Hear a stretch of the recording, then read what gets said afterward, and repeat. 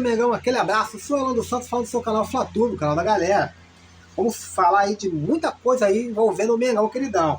Ferja, a verdadeira vencedora da Taça Guanabara, você vai entender essa história. Vamos falar aí da negociação entre Flamengo e Internacional pelo Thiago Maia. Vamos também falar pelos alguns números aí, né? Dar uma ressaltada nesses números extraordinários que tem aí o Léo Ortiz. E entenda aí porque o Maicon recusou o Flamengo e permaneceu no Corinthians. Essas e outras notícias somente aqui no Fla-Tudo, canal da galera. Antes de mais nada, eu peço encarecidamente aquele voto de confiança. Se inscreva aí no canal, ative o sininho de notificações, deixe seu like, o seu comentário, isso é muito importante para nós. E vamos com tudo. Vamos começar o vídeo com uma excelente notícia. Primeiramente, eu peço perdão aí aos nossos amigos aí, o barulho aí, né, atrás aí. Estão fazendo uma obra aqui na frente, né, da rua, então tá essa barulheira e não tem como eu pescar, eu não tenho um lugar mais adequado aí, por enquanto, para poder gravar os nossos vídeos, né.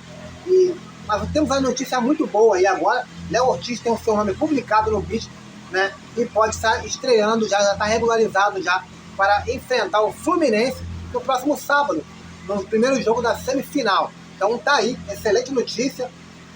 O zagueiro aí já está regularizado aí, o nome dele já apareceu aí no boletim informativo, né, diário da CBF, o famoso BID. Então o Mengão tem o seu terceiro reforço aí confirmado. Excelente notícia. Tite barra saída de garoto do Ninho para o América Mineiro. É isso mesmo, destaque da base do Flamengo, né? E ainda sem espaço no profissional, é claro. O volante Everton Araújo despertou grande interesse aí do América Mineiro nessa reta final de janela da transferência, né? O time mineiro entrou em contato com o Flamengo para saber aí, entender as condições do atleta. Contudo, o treinador Tite, junto com a sua comissão, barrou a ida do jogador Everton Araújo para Minas Gerais, para o América Mineiro. Que o América Mineiro o objetivo do América Mineiro é contratar o jogador de 21 anos, né, o volante Everton de 21 anos, para a disputa, né, do Campeonato Brasileiro da Série B. Contudo, aí o Tite barrou aí. Ele entende que ele é um jogador que pode ser importante aí no decorrer do campeonato, né, no decorrer da temporada aí para o Flamengo. Ele que veio aí junto do Volta Redonda, o Flamengo que já tinha uma porcentagem, comprou aí mais 40% aí do seu direito aí junto ao Volta Redonda, pagando aí o valor de 800 mil. Então, sendo assim, Everton Araújo permanece aí no Flamengo. E o Tite entende, né, que no período de Copa América, esses jogadores serão muito utilizados, né? Eu acho que o Tite tem toda a razão, né, já que o Flamengo não conseguiu aí a contratação do William Carvalho, não conseguiu a contratação do Maicon. Então, assim, não tem o porquê o Flamengo emprestar jogadores no qual ele poderá usar, né? A gente não pode ficar com um time muito enxuto, porque sempre tem uma lesão, sempre tem uma expulsão, ou ficar fora por algum tempo, período assim. Então, o Tite eu acho que está mais do que certo. Coloca aí nas opiniões aí, nos seus comentários, se você concorda aí com o treinador Tite. Vou falar aí do verdadeiro campeão e o verdadeiro vencedor aí da Taça Guanabara, né?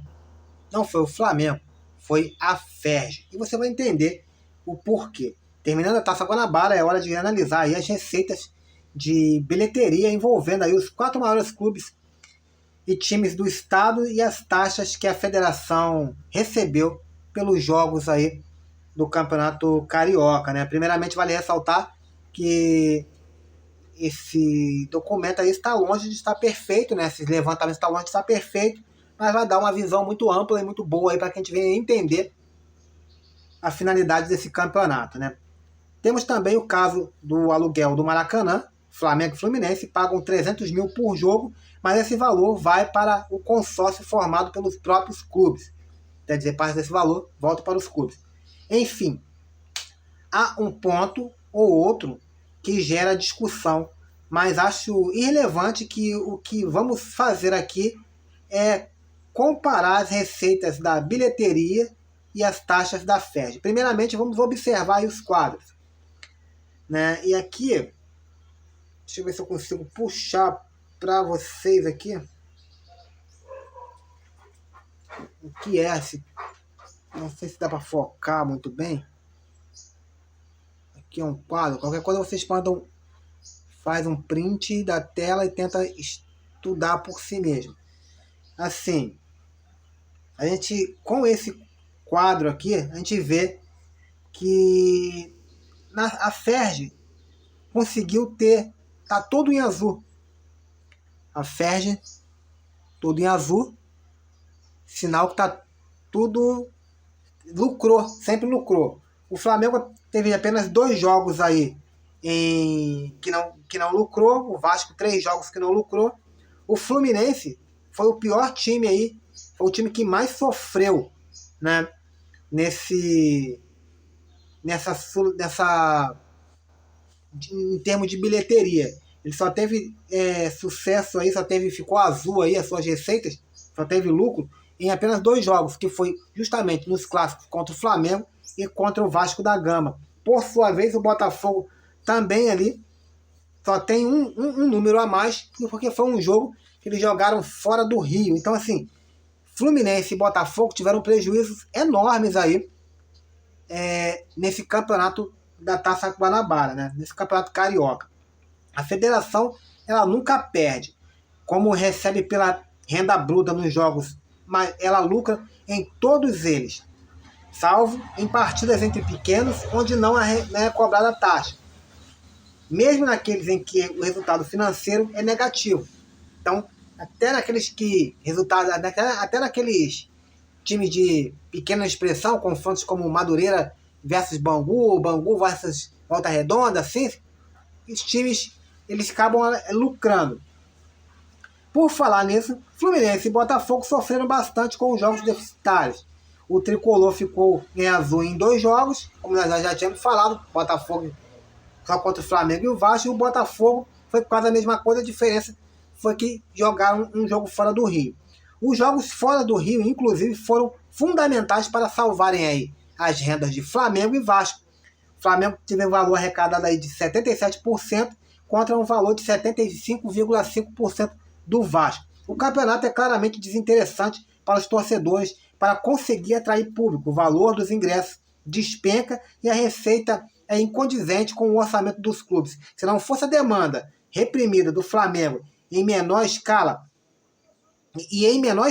a do Vasco da Gama, em outros estados, talvez os quadros dos times estariam todos em vermelho também. Quer dizer, se não fosse o Flamengo vender os seus jogos para ir jogar em outros estados, e o Vasco também assim o fez, Vasco e Flamengo também estariam na mesma situação de Botafogo e Fluminense. E como se observa o gráfico abaixo, esse campeonato insignificante, inconveniente, enfatizoso, putrefato de interesses aí apenas da Federação da Federação, né, da Ferg. Aí, ó, onde a Ferg lucra mais do que os clubes, onde a federação lucra mais do que os clubes, né? Para fechar esse cálculo, né, o clube que mais gera aí dinheiro para a Ferg, sem dúvida nenhuma, é o Flamengo, né? O Flamengo que gera 57,4% aí dos valores para a Ferg. Em segundo, o Vasco da Gama, né, a SAF do Vasco, com 26,80%, Fluminense 9,38% e o Botafogo 6,78% é o que geram aí para a Ferg. Quer dizer, o trem pagador mais uma vez é o Flamengo e não é interessante, é o que eu falo. Não sei por que esses clubes não se reúnem, né, para que obriguem aí a federação, já que esse campeonato é tão ruim assim de público, né? Eles poderiam estar juntando aí para estar jogando em outros estados, ou para estar fazendo assim, ou então não obrigar os clubes a entrar com os times titulares, que aí colocaria aí os garotos, ou um time que de times aí de jogadores no qual tá voltando de empréstimo, assim como faz o Atlético Paranaense, joga com o time B no campeonato estadual e faz uma preparação maior do que uma preparação um pouco melhor. Ou então a gente encurta esse campeonato, né? Encurta um pouco esse campeonato. E tem sim, eu acho que tem várias maneiras aí, mas a federação deixaria de lucrar. E quem é que quer perder dinheiro, né? É o que eu falo, acho que o Flamengo é um grande desperdício, o Flamengo jogar esse campeonato. Eu acho que é um grande desperdício mesmo. Coloca aí nas opiniões aí, nos comentários aí. Vamos falar de Igor Coronado, né? Um dos sonhos aí do Flamengo, mas acabou se transferindo para o Corinthians. E o Flamengo pode ter se livrado aí de um grande problema. Isso porque, né, após aí ele jogar aí cerca de 15 minutos aí com a camisa do Corinthians, já veio a primeira lesão. Isso mesmo. No último sábado, dia 2, o Corinthians, que já estava eliminado do Campeonato Paulista, venceu o Santo André, a equipe do Santo André, pelo placar de 3-2. Coronado ganhou alguns minutos, mas perdeu pelo menos o jogo seguinte. O atleta tem uma lesão muscular na coxa, mas especificamente no reto femoral da coxa direita. Dessa forma, o Corinthians perde Igor Coronado para a última rodada do Campeonato Estadual contra o Água Santa no domingo, dia 10. Além disso, o grau de lesão não foi divulgado ainda e, portanto, não se sabe quanto tempo o atleta ficará fora, podendo perder um jogo mais importante ainda. Então tá aí, né? Flamengo se livrando aí. Igor Coronado já veio de lá, parece que já veio brocado, né? O cara jogou 15 minutos, sentiu a coxa, ou a preparação do Corinthians não foi uma preparação boa, né? Assim como tem sendo no Flamengo. O Flamengo tem se preparado muito bem. Você vê que o grau de lesões aí do Flamengo diminuiu bastante. Acho que, se eu não me engano, não teve ninguém aí lesionado. Teve jogador aí que saiu, mas era o Gerson por outro motivo de doença. Aquele menino, o Alan, também foi motivo de dengue. Acho que o Davi Luiz também ficou fora de um jogo também, mas por motivos pessoais, não de lesões. Ele já vinha de lesão já desde o ano passado. Então, assim, nessa temporada aí, acho que o Flamengo tem sido muito bem aí a preparação física do Mengão queridão. Falar de Thiago Maia. Thiago Maia, a negociação entre Flamengo e Internacional por Thiago Maia parece que evoluiu, né? Depois do Flamengo ter fechado aí a contratação do Léo Ortiz, as negociações aí, os olhares aí voltaram aí para a negociação com o Thiago Maia. Aí você fala, Alan, mas será que vai dar tempo? Amanhã fecha a janela de transferência. Calma, querido. A janela de transferência, o Thiago Maia entra naquela janela especial, que eu já tinha falado aqui, que é onde abre-se no dia 1º de abril até o dia 19. Então, assim, eles estão ainda assim dentro dessa janela ainda, né? A negociação entre Flamengo e Internacional pelo meio-campista Thiago Maia voltou a evoluir nessa quarta-feira. Antes travadas, as conversas ganharam novos rumos e agora o staff do atleta espera um desfecho positivo até a próxima quinta-feira, né? Eu também espero, né? O Thiago Maia, pô, é um cara que, eu acho que, na minha opinião, o Flamengo fez muito errado. Poderia ter deixado o cara jogar, treinar. É um cara que sempre, quando esteve no Flamengo, ele sempre se dedicou ao Flamengo, embora não caiu na graça da torcida. Ano passado foi muito criticado, mas quem vai criticar o cara se todo o time do Flamengo foi uma porcaria ano passado? Então acho que eu acho que quem critica o atleta pelo ano passado, pelo o que viveu, pelo momento do clube, eu acho que é um cara que não tem coração, um cara que não entende de futebol. O time todo foi mal. O time todo foi mal, exceto Fabrício Bruno e o Léo Pereira, que foram os destaques dessa equipe, né? Em entrevista recente aí na Rádio Grenal, o presidente do Internacional, Alessandro Barcelos, chegou a demonstrar um pessimismo enquanto à negociação. À época, ele afirmou que o atleta estaria mais longe do que estava antes, porque o clube não tinha obtido respostas do Flamengo, né? Agora sim, a última proposta do Colorado girou em torno dos 4 milhões de euros. A equipe gaúcha não tinha intenção de aumentar esse valor para o Flamengo e agora, no entanto, com as evoluções das conversas, as partes trabalham para tentar sacramentar a negociação quanto antes. Vale lembrar que a janela de transferência se encerra na próxima quinta-feira, mas é o que eu falei, né? A janela se encerra para o mercado internacional, mas para o mercado nacional vai ficar estendida até 19 de abril. Então vai ter muito tempo aí para essa negociação e eu espero que venha que vem negociar, né? O Flamengo vem negociar o Thiago Maia. Não porque eu não gosto do Thiago Maia, pelo contrário, eu gosto. Acho ele um bom atleta. Por mim, talvez nem sairia agora. Mas, assim, é pelo atleta mesmo, para ele poder jogar o seu futebol. O cara tem sua família, o cara também tem as suas necessidades aí como atleta. Então, acho que tem que ser bom para ambas as partes aí. Agora, vou colocar aí só um pouquinho só de tempero aí para você ficar com mais ansiedade ainda. Que eu sei que você está ansioso, eu também estou ansioso, mas eu vou colocar uma pitadinha aí para você poder ficar mais ansioso para ver a estreia do Léo Ortiz. O Flamengo acaba de contratar não só o melhor zagueiro do Brasil, mas como também o melhor zagueiro brasileiro em atividade. É isso mesmo. Léo Ortiz, que está jogando, que jogará pelo Flamengo agora, né? Ao menos é o que indica aí os números traduzidos pelo SofaScore. A base de dados com credibilidade que leva em consideração diversos fatores de análise minuciosa no sistema em notas. A média de Léo Ortiz, desde 2020, quando se tornou líder entre os zagueiros no futebol brasileiro, é maior do que nomes como Éder Militão e Thiago Silva. Caramba, hein? O cara é brabo demais. Olha só. Marquinhos e Murilo também apareceram aí no top 5. Mas quem lidera mesmo é o zagueiro rubro-negro Léo Ortiz. A média, com impressionantes médias aí de notas de 7,22 décimos. 2 décimos a mais aí do que o Thiago Silva e 9 a mais do que o Éder Militão. Então, assim, estamos falando de Thiago Silva, um grande zagueiro, apesar de sua experiência.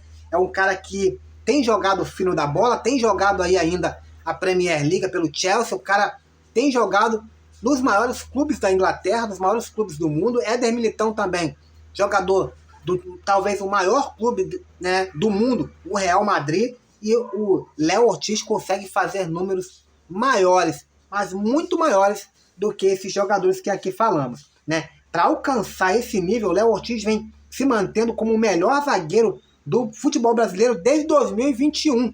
Então, assim, desde 2021 o cara tem sido o melhor. Não é que ele foi o melhor em uma temporada, não. Ele tem sido o melhor desde 2021. Na época, Léo Ortiz encerrou com uma média aí de 7,28 pontos, ganhando do Gustavo Gomes com 7,19. Né? Em 2022, o zagueiro do Palmeiras deu até uma melhorada, chegou a atingir aí os 7,26 aí, mas mesmo assim conseguiu ficar atrás do Léo Ortiz, que por 1 décimo aí ele conseguiu ser o melhor zagueiro do Brasil. No ano passado, Murilo conseguiu igualar os mesmos 7,20 pontos aí do Léo Ortiz. Na atual temporada, por enquanto, o Léo Ortiz possui aí melhores números aí, né? A média dele aumentou muito, mas muita coisa mesmo. Tá em 7,63 pontos, né?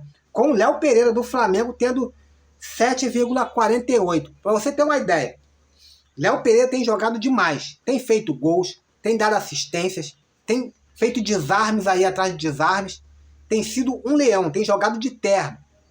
E mesmo assim, a média do Léo Ortiz é infinitamente superior à do Léo Pereira. Então, para você ver a qualidade do zagueiro que nós temos hoje, né? E sem contar que desde 2020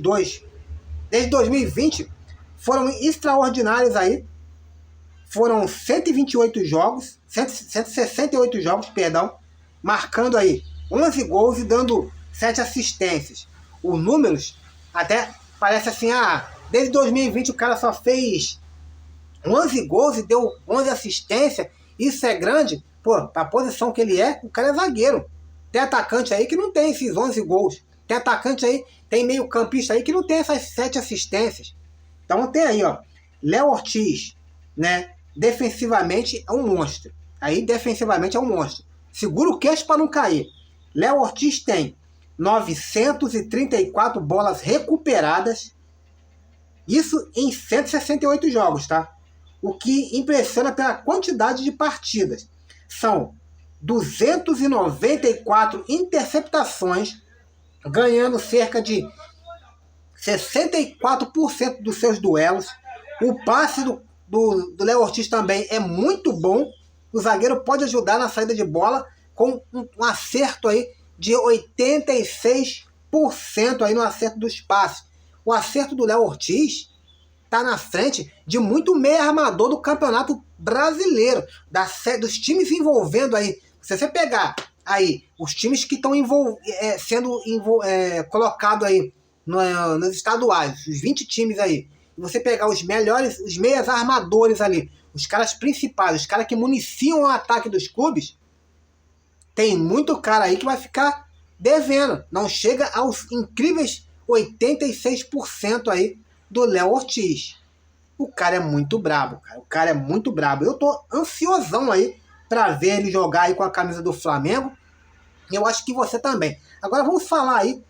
Vamos falar do Maicon, né? Vamos entender o porquê ele arregou. O porquê ele não veio para o Flamengo, né? Segue-se assim. A decisão do Maicon permanecer no Corinthians deve-se a alguns fatores. Primeiro, são eles aí, o caso profissional, caso financeiro e pessoal. A princípio, o jogador analisou que podia esperá-lo no Flamengo. O que podia esperar no Flamengo, né? E comparou com a atual situação do Corinthians. Isso porque o jogador considera estar em boa fase e, além disso, acredita ter grande chance de alcançar uma boa temporada no Corinthians. Ah, coitado. Atualmente, comandado pelo português Antônio Oliveira, em contrapartida, Maicon entende que precisaria conquistar no Flamengo o espaço que ele já possui no Corinthians. Então, assim, é meio que papo de arregão mesmo. Ele acha que no Corinthians ele já tá grande demais e aqui ele teria que suar a camisa e ralar, né? Já também não foi o primeiro a correr, não. Não vamos também jogar pedra no Maicon, não, coitado. O Gustavo Scarpa, o craque do Palmeiras e craque do Atlético Mineiro atualmente, correu do Mengão. Ele não quis aí disputar. Vai disputar. Ele vai deixar de ser titular num timezinho como o Atlético Mineiro para poder disputar vaga aí com a Arrascaeta, Gerson, De La Cruz e entre outros jogadores aí. Acho meio complicado, né? A diretoria do Corinthians ainda prometeu quitar as dívidas do Maicon. Vale lembrar aí, né, que a equipe paulista deve aí somente 11 meses de direito de imagem. O Maicon não quis vir porque ele vai receber. No final da temporada ele vai receber. O Corinthians só está devendo 11 meses só. É coisa pouca, né? E sendo assim, a relação com o Corinthians de amor, né? É um amor eterno, né? Que você trabalha praticamente de graça, né? É o time que revelou o Maicon para o futebol. Falou aí por fim. O jogador também ouviu aí a família, que não gostaria de sair de São Paulo. Já está adaptado ali. Isso aí é outro ponto aí que eu não vou questionar, porque tem aí às vezes criança está no colégio e tudo mais, teria que transferir e tudo mais. Então isso aí eu não vou dar minha opinião. E todos esses fatores aí fizeram com que o volante de 26 anos optassem por permanecer no Parque São Jorge. Mais um que correu, né? Mas vida que segue. Galera, esse é o vídeo de hoje. Fique com Deus. Fui!